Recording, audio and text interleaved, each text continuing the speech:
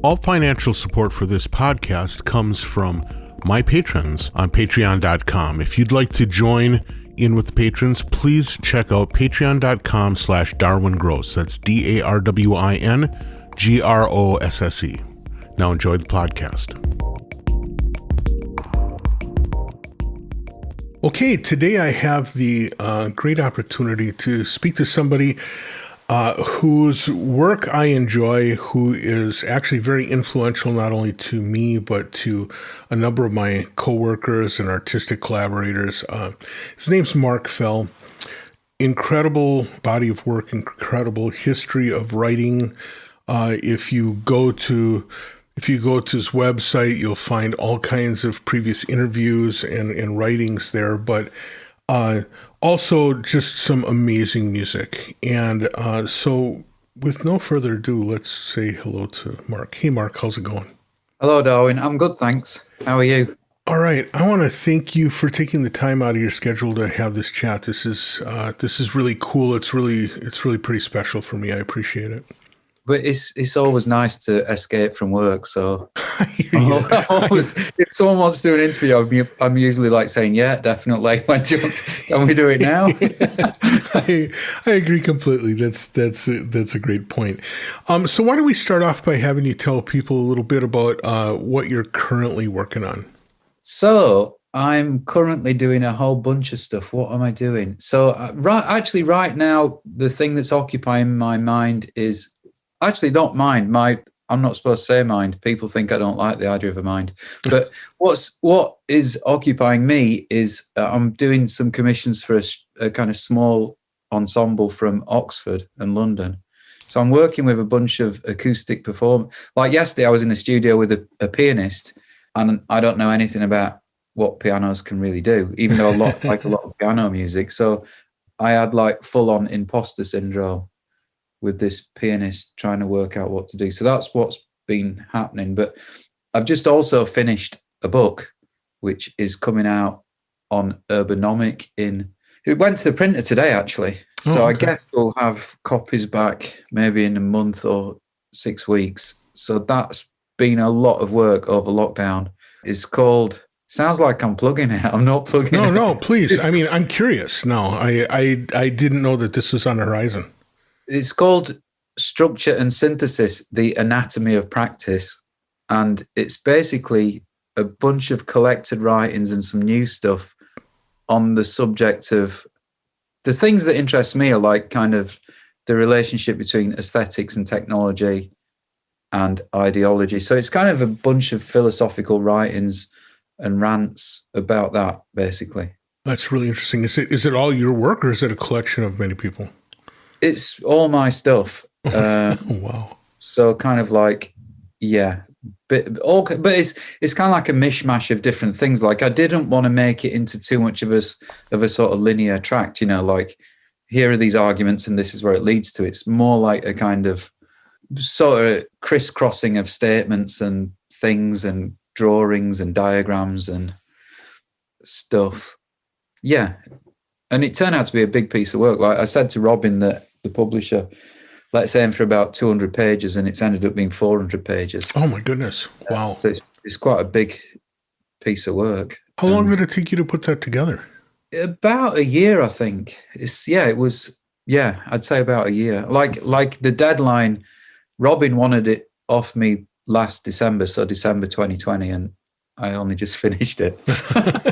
So he's been really patient. But yeah, I just felt it, it needed to be the size it was. It feels really nice to have done that, actually. That's amazing. I'm really looking forward to that. It sounds fascinating, especially since much of your previous writings have sort of like played around the edges of this. Particularly discussions of structure is something that has always kind of been something you've talked about, as well as has always been an important part of your music. I guess a lot of my thoughts about technology are kind of modeled on, or sort of borrow from, or appropriate positions from the philosophy of language. So I'm kind of really, when I first think out of Wittgenstein, when I never studied philosophy at university, but I did A-level philosophy, which is like what you do before you go to university. And that's when I started to encounter philosophy of language. And so, yeah, a lot of my kind of ideas about technology are sort of drawn from that, and a kind of critique of romantic beliefs about technology, that it's just a kind of ideally a passive vehicle through which things are expressed. That's the kind of what happened was, actually, when I was a student before I went to university, I was messing around in a video edit suite at the local college. It's actually about 50 meters from where I am now. I've not moved very far. And so I was in this kind of local college that you go to before you go to university. And the guy in charge he was not a fan of experimental work, basically. So I was I was like 17, 18 years old, and I'd got access to this video edit suite, and he decided just to repatch it, just to like see what happens. Like, oh, I can, if I can, and thought, yeah, if I unplug that from there, what's going to happen if I plug that into there and route that? That's my way of working. And the guy in charge came in and he was really angry. He was angry because I'd made a mess of his video edit suite. But what he said was, if you don't have an idea, you'll just be like doing what the technology dictates. Yeah. So his position was like, if you don't know what you're going to do, then you're just going to be doing what the technology determines. And he framed it in terms of this opposition between your authorship and the technology. And I was just a young kid at this point, and it really got to me like, this is completely wrong. This equation isn't it's not what I feel, that there's this opposition between me, the author, and the technology. Because all my, I'd been using synthesizers for years at this point. All my work was about just fiddling around and see what came out of that, Right. So that kind of problem stuck with me.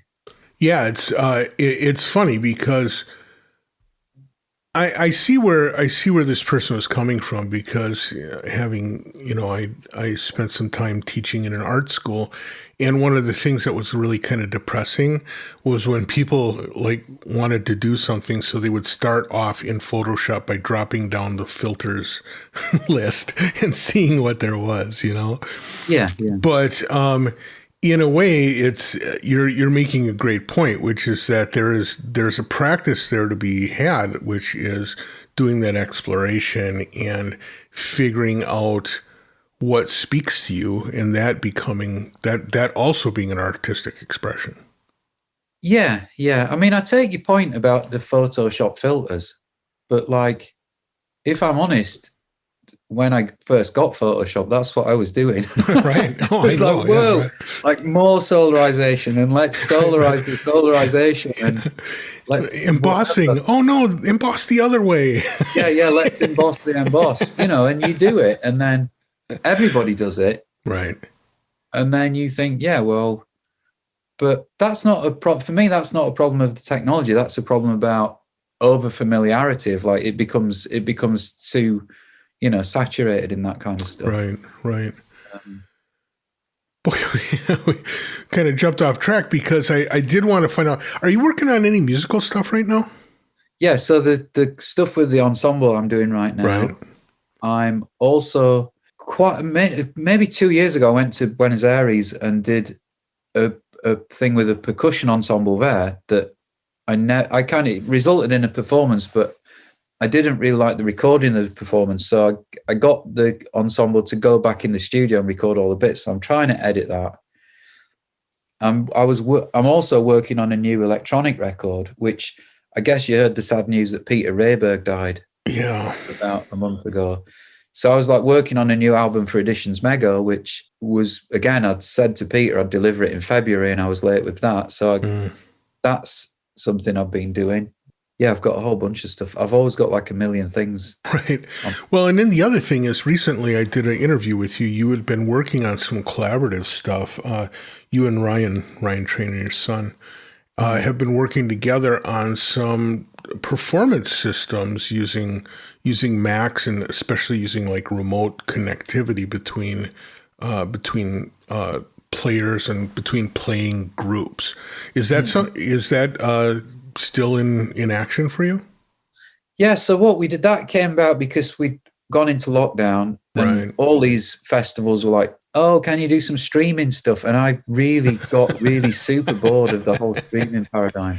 Right. And so me and Ryan were like, what can we do instead? Like, and we're like, hang on, what about if we try and figure out a way of using Max so that we can just synchronize parameters over networks? Mm-hmm. And either we can just send a Max patch and control that, or we can have like several people all connected together. And we started to do quite a lot of that stuff, and it got sort of interesting. A lot of technical problems, also a lot of kind of ideological issues and conceptual stuff and aesthetic things all sort of seem to collide in this activity. And it was really good. And we did some stuff. And then we realized actually it was quite a barrier that if we wanted more people to be able to engage with this, it was actually quite difficult to say, okay, now you need to install Max and download these externals. And yeah, these are the audio. We wanted to be able to just get, people with quite limited technical expertise involved. So we made contact with someone who could write it as a website. Right. So that's what we did. We just did a thing.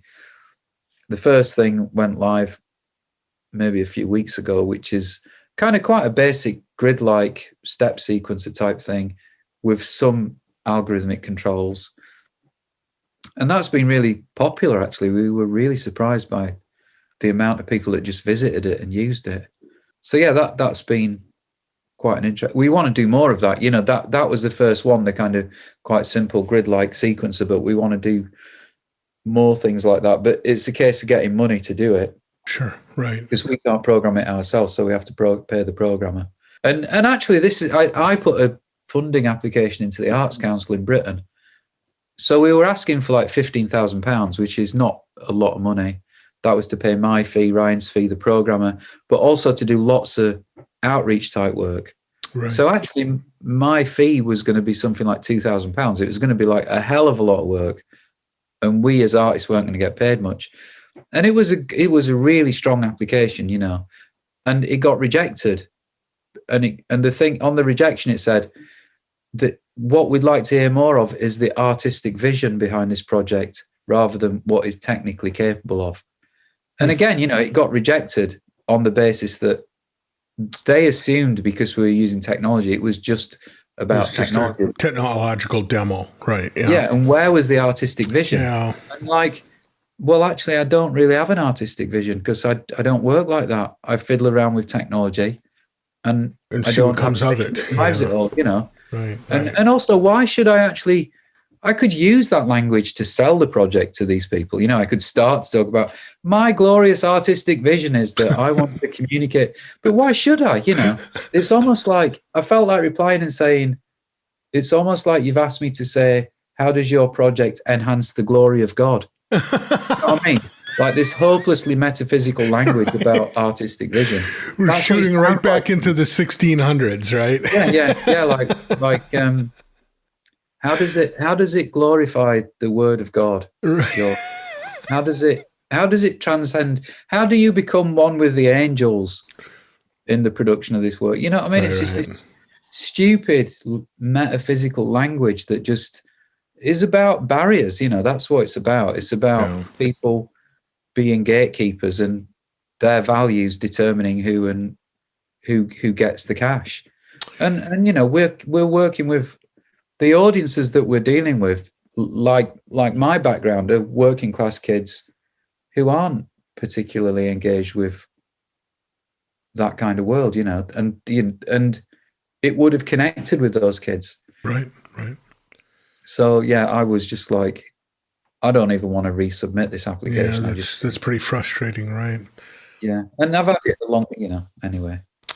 So you brought up this idea of your background, and one of the things I like doing in my podcast is talking to people about their background and how they got to be the artists and technologists that they are, and particularly with this idea of at what point did you combine your interest in art and your interest in technology into sort of like the combo life that you now live?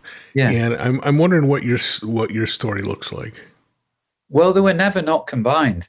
So like my story is that I grew up in the north of England, kind of like my parents kind of brought me up to be critical, basically. So like they brought me up to question and argue, and I was trained to be an outsider from the beginning, I guess.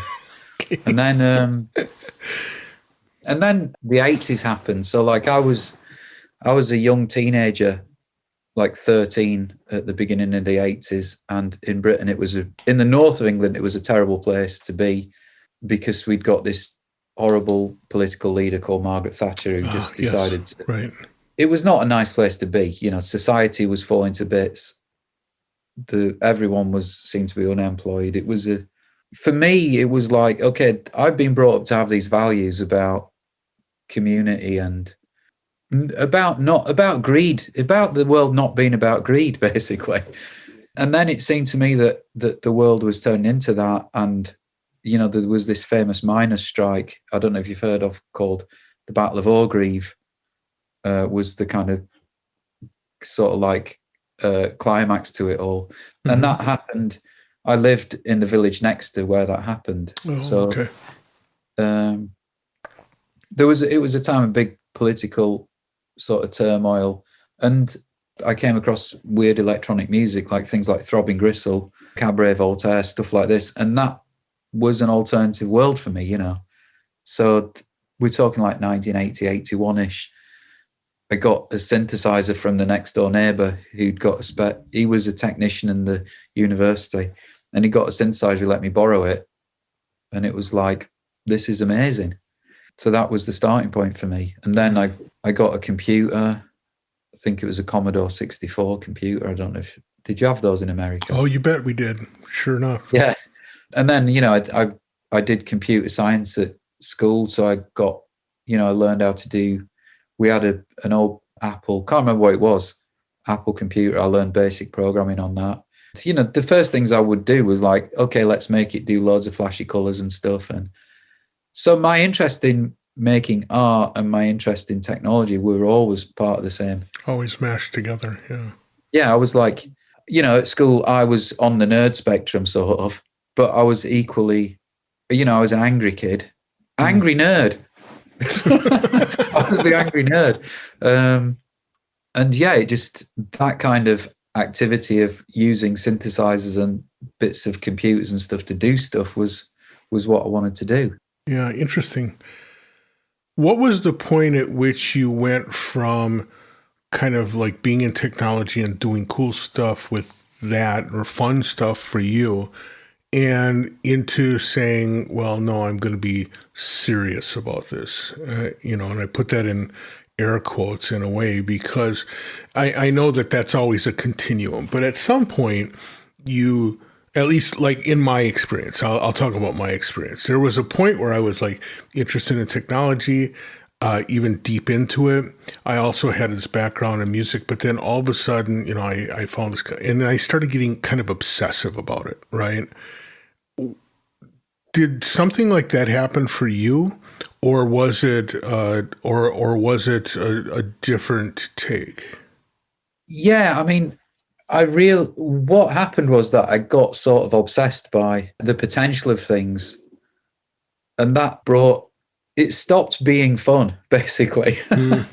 At some point, like, you know, there was the fun side of it, but then it was like, oh, right, so there's this difficult side of it that I start to encounter. So I was drawn into it because it was fun, and then it was like, but now it's kind of getting serious. And it's like, yeah, just like for me, it was always about, how can these things interact, basically? Like, how can this thing interact with this? And also like the interaction of sounds. Like, I remember the first time I borrowed a Porter Studio, you know, like a 4-track cassette off a friend. And and that was the first time I could actually make more than 2 sounds at once. And I realized as soon as you add a third sound, it actually starts for me, it got really difficult. Like, okay, it's easy to make something with 2 sounds, but then you add a third sound and it becomes really difficult the equation suddenly gets a lot more complicated, you know? Right. And, you know, it switched from like, I'm awake all night having fun, twiddling these dials to like, I'm awake all night and I'm not actually, I'm actually having a trauma, sort of. And I think, I think that's quite a common experience, and I think it's a kind of experience that isn't just rooted in like what it's like being an artist, but I think also a lot of my friends who are scientists also describe this kind of thing of like, it was really interesting, and then all of a sudden it got to be work. Yeah. Or it got to be not working like a kind of, oh my God, I've got to go to the office and answer telephones, but it became work as in difficult, maybe. Yeah, it became kind of you're not driven by just pleasure, basically. Right. You're driven by the questions that you're dealing with. Now, are you the kind of person that gets motivation in tackling a hard thing? I guess I am, actually. I mean, I've always thought that I'm quite lazy, but then I'm not. But my laziness is like manifests itself in a sort of workaholic sort of attitude. So yeah, it's kind of like if I'm not careful, I can just be up all night doing stuff. Not so much these days, but like especially when like I think I was quite obsessive for quite a long time. What was your first release? So the first release is secret, and I'm never going to say the name of it because it was absolutely awful. I did 2 or 3 things. I did 2 or 3 things that are like, there is no way that I want people to find out about that. But the first serious release that was a thing I did with Matt Steele, this project SND. Yeah. So what happened was there were a few of us working together. Me, this guy Jez Potter, and Matt Steele, and we the 3 of us worked together, and then this guy, Russell Haswell, I don't know if you know Russell Haswell. So he's like really, really important British artist. Like the whole, like basically every music scene that means something to me, Russell's had a bit of a hand in it. Some, really close friend of Peter Rayberg, really part of that early Mego stuff.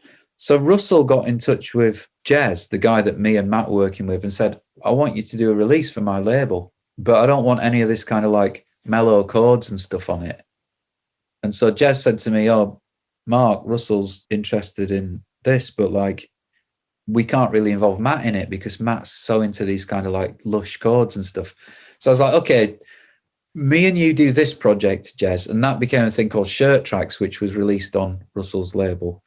Okay. And I said to Matt, like, look, Jez has got this offer and I'm going to do it, but he doesn't want any mellow chords in it. So Matt, me and you, let's start a project, and all it'll be is just the mellow chords right. that Jez doesn't want. And that became this SND project, which was ironically released before this. Interesting. Yeah. So me and Matt made this record, the 12-inch single, and we didn't have, we actually got a friend who'd got a company, and he wanted to lose money, actually. He was like he was a businessman with an interest in music, and he'd been buying synthesizers and stuff and building a studio through his business. And he needed to make it legitimate by being seen to be producing some stuff. Yeah. Right. Yeah. So he said to me and Matt, look, I can invest in this record label. I can pay for the record label. And he was assuming it was going to lose money. It was a bit like that film, The Producers, that Hollywood film. Yes.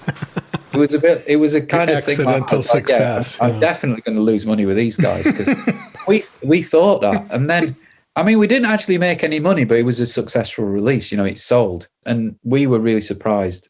Yeah, the motivation was that, like, I'd said to Matt, look, I don't care if it's successful. I don't care. I've just got to make this thing now, and let's just do 3 12-inches. And literally if we can do that, I will die a happy person, because it's like, I've just done what I wanted to do. And it was really like that. It was like, we were so pissed off with everything and, just being in shitty jobs and that kind of thing. So we did it, and it was like really, it was, people liked it. And this label in America, in Frankfurt, Mille Plateaux, got in touch and said, do you want to do an album? And that sort of catapulted us into a different world, and that's kind of how it started. Right, with Mille Plateaux at a time when that was a real influential label, and you were a very influential artist on that label. Yeah, I mean, when the guy phoned up, so basically these 12 inches, we'd stamped Matt's telephone number on on the back of it. This is before we'd not got email accounts and stuff. And Matt's like, this guy, Akeem from Mille Plateau's phoned up. What is this label? And I was like, oh my God, I was like having a panic attack. And I was too scared. Like, this is what I was such like a little naive kid. I was like too scared to even answer the phone to this guy. And Matt's like, why are we going to do should we do something on this label? I was like, yeah, let's do it. I guess like what we did was there were people that we took direct influence from. So Thomas Brinkman and Mike Inc. And there was a group called Oval that were doing this kind of almost like low resolution sort of chopped up stuff. But I guess we kind of sat in the middle of those two things and it just became quite popular. So yeah, it was a big, just catapulted us into just a different, even like someone's going to pay for us to go to Frankfurt. Yeah, right. It was just like, that is amazing. Pretty big, yeah. That is amazing. We're actually we're gonna go on an aeroplane and do something. Now, one of the things that S&D is kind of known for is like long form work where there isn't a lot of structural change. The change is like, it sort of like really attaches to a lot of that kind of minimalist stuff that Mille Plateau kind of started. And then, other labels like Rastronoton and some of these others continued with. This idea of long-form structureless stuff where the change isn't in structure, the change is in timbre over time. Is that a fair assessment or like for the elevator pitch of that? Yeah, I guess so. I mean, like my problem was that, so I'd kind of come from this analog synthesizer background. I'd got an Atari computer running Pro 24, then Cubase. And what I realized quite soon was that I couldn't really make work in this environment.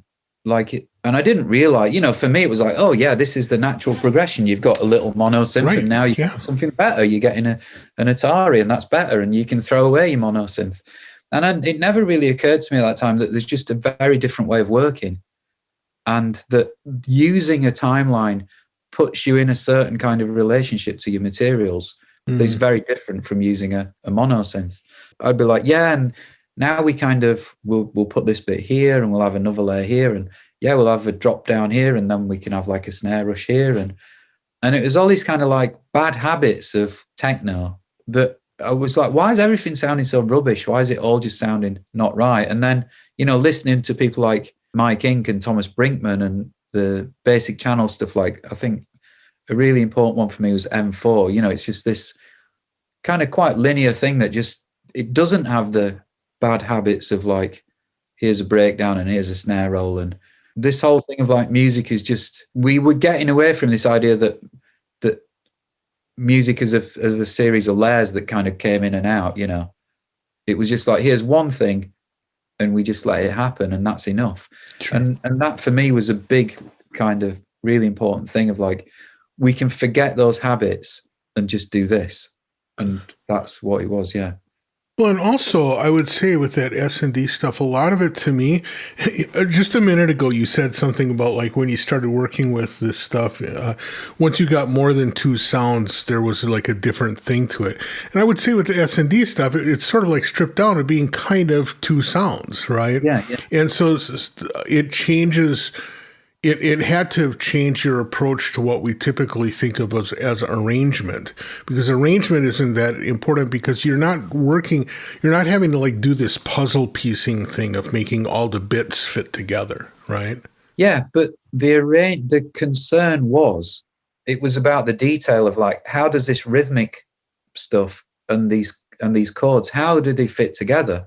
And when you look at it in detail, obviously there's an infinite number of things that you can do to that. So we just got drawn into that. It's like the minute detail of like the duration of like a chord stab, like oh, you have a long one and a short one, and then the gaps between them, and how does that fit with just a kick and a snare and stuff? And actually that came about from me and Matt. We had this kind of shared love of like early techno, and in particular, I came across this producer, Mark Kinchin, who did this thing. I think it was a remix he did with Derek Mayer, this track called Can You Feel It? Actually, I was listening to it the other day. We dug it out and we both listened to it, me and Ryan. And it was just like, just the detail of like the duration of this chord and how the duration changes, you know.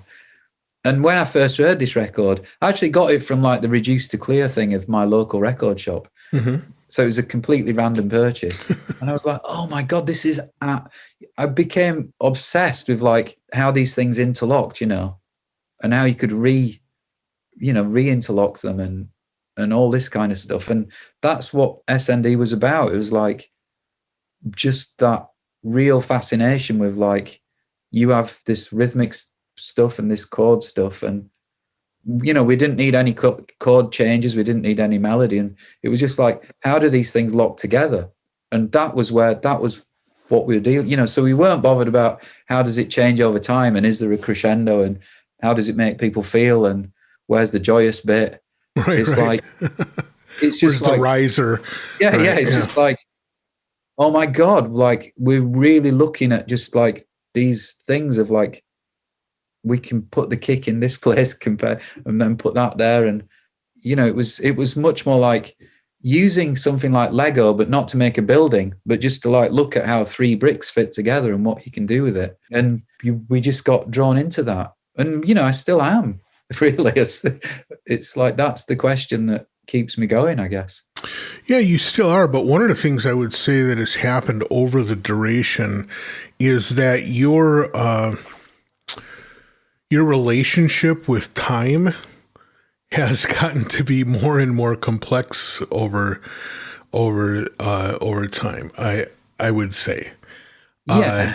and I'm curious about what what is it that draws you into not only complex timing but complex divisions of time, sort of like what would seem like arrhythmic connections along with a rhythmic backbone or stuff like this.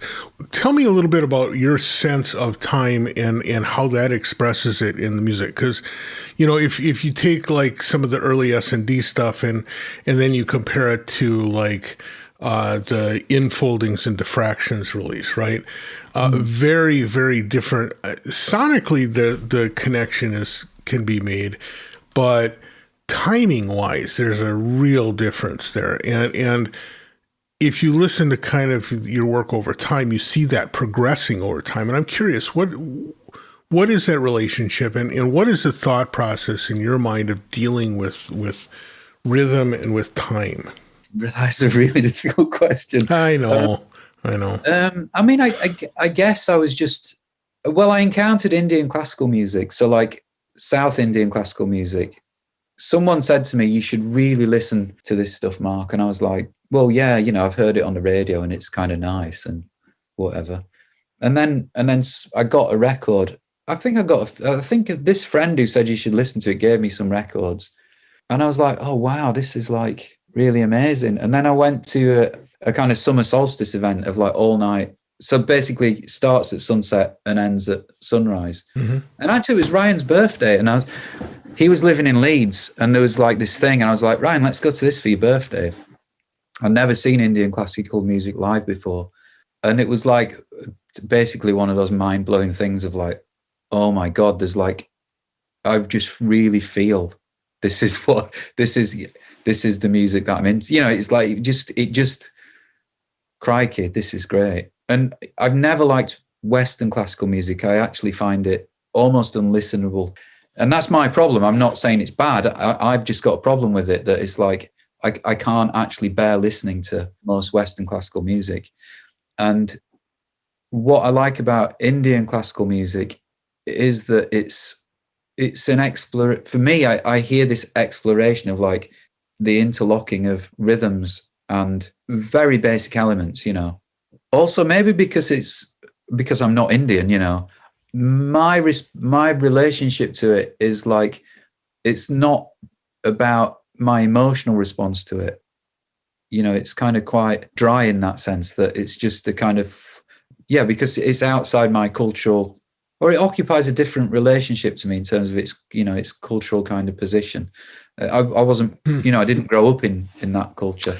That's interesting because while it might not have an emotional draw, I would think that there's something that goes beyond just a pure intellectual draw, because if nothing else, rhythm has sort of like a physical component to it, right? Yeah, I mean, I think there's an aesthetic. It's not like I'm saying it was just a kind of formalist exercise, Right, right.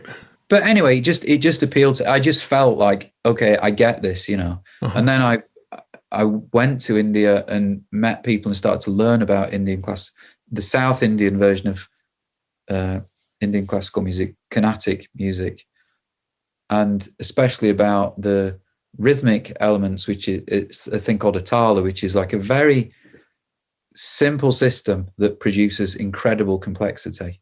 I was lucky to meet people who were from that world, and we became really good friends, and we still, work together and in touch and stuff. So that was that was an important thing for me. And also it was a step outside the electronic music world as well. Mm-hmm. I've always been kind of quite aesthetically, how can I put this?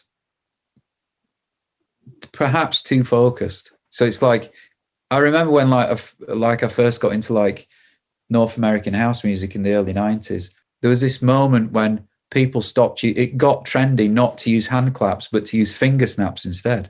And I was like, okay, I'm not going out anymore because I cannot bear being in a club where there's a deep house record and it's got bloody finger snaps on. Do you know what I mean? Right, and right. It was like I was just like completely aesthetically immobile, if you see what I mean. Yeah. And so it was important for me to just break out of that and not be so childish, I guess. Because that, as a kid, it was almost like that kind of focus got me through. But then as you become an adult, when I didn't become an adult until I was about 40, I think. It's like, it's like, okay, you can kind of let go of that a bit and just start to be a bit more, not so narrow-minded. And, actually meeting people, like meeting guitarists like Oren Ambarchi and Stephen O'Malley, and like hanging out with them. And it's like, at 20 years ago, if you'd said I was hanging out with a guitarist, I would have been like, no way on earth. I'm never going to be friends with any guitarist. You can forget that. So, it's like, and I remember like talking to Stephen, and I was like, what? So you into like Iron Maiden and stuff like that? I can't believe that anyone's into Iron Maiden and Ozzy Osbourne. He's like, yeah, Mark. When I was a kid, that was my throbbing gristle. Right. That was the thing, and it was like, whoa, yeah. So anyway, but yeah, that's what we're talking about. Time. That's interesting. Well, you talk about some of these collaborations, whether it's the South Indian, the people who understood South Indian music that introduced you to that, or if I look over your work, you've done a lot of interesting collaboration with Matt for S&D, but a lot of stuff even, once you started doing solo releases, a lot of your kind of quote solo releases are actually in combination with other people, right? In collaboration. What is it that collaborations do for you, and how do you search out the people that you're going to collaborate with? Well, one thing about collaborations is when things get difficult, you've got someone else to fall back on. Right. So it's like I remember I did a record with Sasu Rapati. I was struggling. I was like, oh God. And Sasu was just like, hang on a minute, just let me have a go. And it's like, oh wow, he's really, really knows what he's doing with this. And it's like, thank God, I couldn't have done that. And he just right. And the same, with I did a thing with Aerosmith, and it was like, when the going got too tough for me, I was like, okay, I'm on the sofa. I'm like, and Eric would kind of, have that extra energy of bringing it together. And so there's that like, you've got someone else to help, and you've got support. And then the other thing is it's just nice hanging out with people. Like, I'd rather be in a studio with some other people, and then, you've the session's done and you go for food and you're having a laugh. And like a really good one was this thing I did with Oren Ambarchi and Will Guthrie and Osama Shalabi. We did this project called Oglong Day. And it was just, for 2 days, we were just joking the whole time. And it was just really good fun, And And actually, most of my social life is through work. I don't really have friends that are just normal friends, you know. I'm so I kind of rely on work to have a kind of social life. And then also it's just like right now I'm working with this ensemble. Yesterday I was working with this pianist, and just to like learn what a bit of what it is to be a pianist, you know, it's like, oh God, like there's this thing, and you can do this with the sustain pedal, or there are these concerns, or you know, just the complexity of how that whole world functions that was completely unknown to me before, you know. So now, when you're working with, I mean, you talked before about like not only this ensemble you're working with now, but you've done a couple of album releases. I think particularly of like the Intra album, where you're working with acoustic musicians. How do you convey your work to them? I mean, I think of you as being a laptop person who's got like weird algorithmic things happening in Max MSP. It's not like you can show the patch to a pianist to have them work it out. How do you convey your work to have them perform it?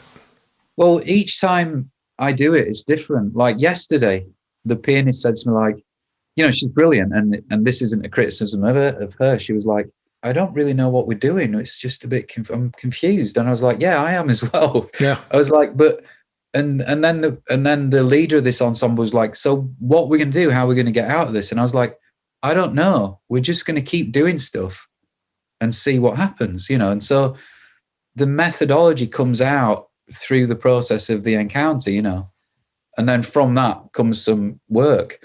But like, so there isn't a kind of preset sort of way of doing anything.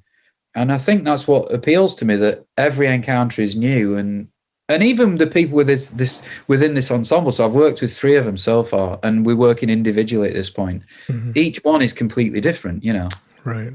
And what I've realized is I'm not really, so, you know, to them, I'm the composer or I'm the director or whatever. But to me, I feel much more like a coach or something.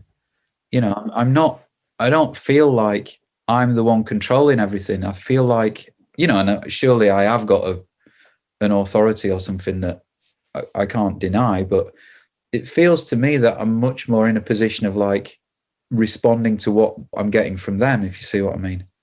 But yeah, like when we did the Intra stuff, so Ryan was there as well, and we were in their studio for a few days trying stuff.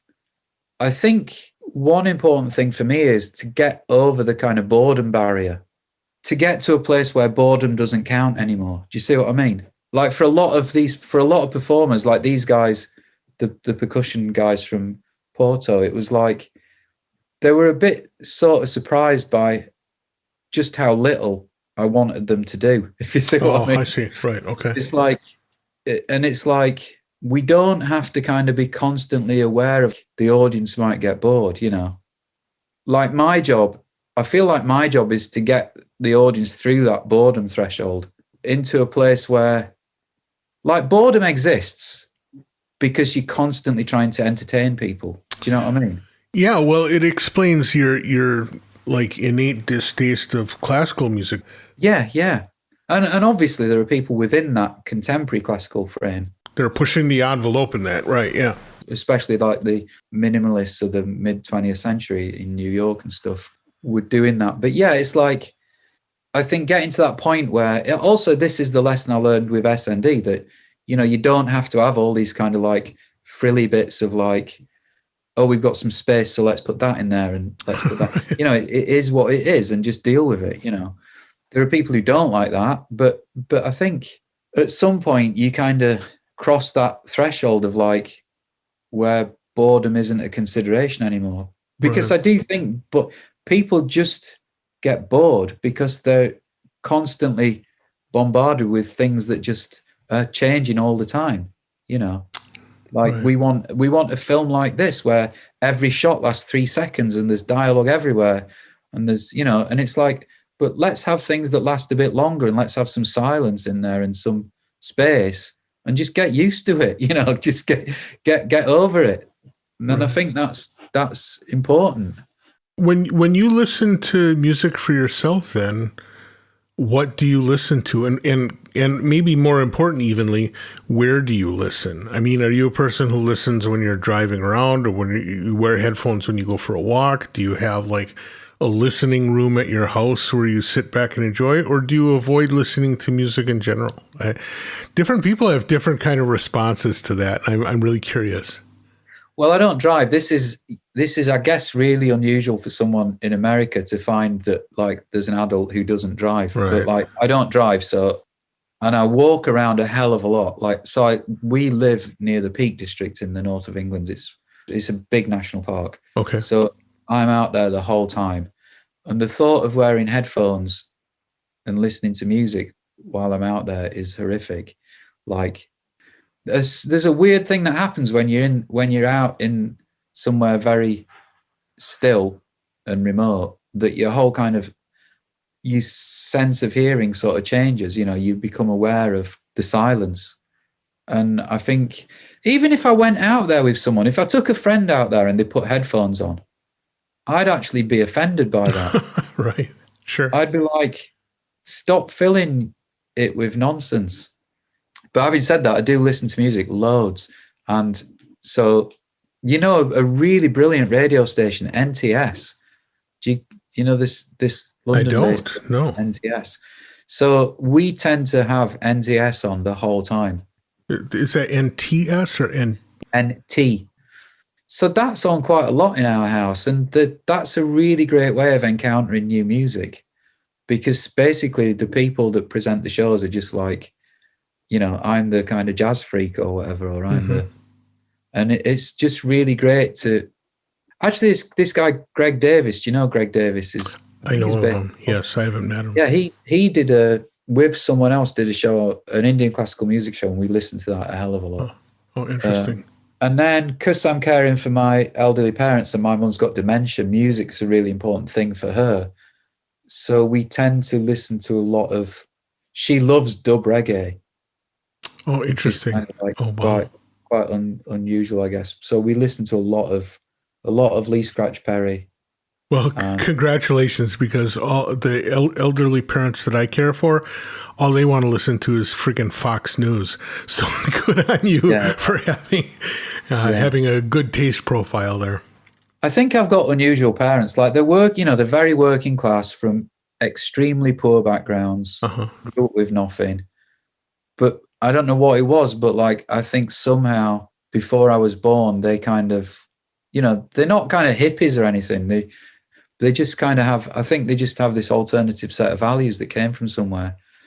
But yeah, also in addition to dub reggae, my mum likes Hawaiian guitar. So we listen to loads of Hawaiian guitar and jazz. You know, she likes jazz. She grew up in Leeds, which is quite a cosmopolitan city in the north of England, and in the 50s, you know, jazz was a big thing. I see. So interesting.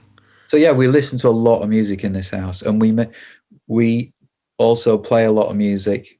So like we've got lots of instruments around. I don't play anything, but I make sound on it. I have a go. I recently bought what is it called? The kind of dulcimer or santur. So recently I had one made in Tehran and got it shipped over, and that arrived. So we, you know, just things like that. Like the house is constantly full of music, basically. Oh, that's beautiful. That's beautiful. Well, man, I want to thank you for your time. I look at the clock and we have way shot over our time. I appreciate your discussions, though. This is really fabulous and really, really inspiring. Thank you so much for that. Thanks. And I hope it was, Oh, it was awesome. I could have tried harder, I think. Sorry about it. Okay, with that, we'll say goodbye. Damn, I always have a great time when I talk to Mark. I want to thank him so much for taking the time to have this discussion, and thanks to you for taking the time to listen. I learned a lot. I hope you did too. If you are into it, please make sure that you check out all the stuff that's going on my Patreon. That's patreon.com/DarwinGross, DarwinGrosse. And if you have any comments, concerns, questions, or you just want to chat, drop me a line.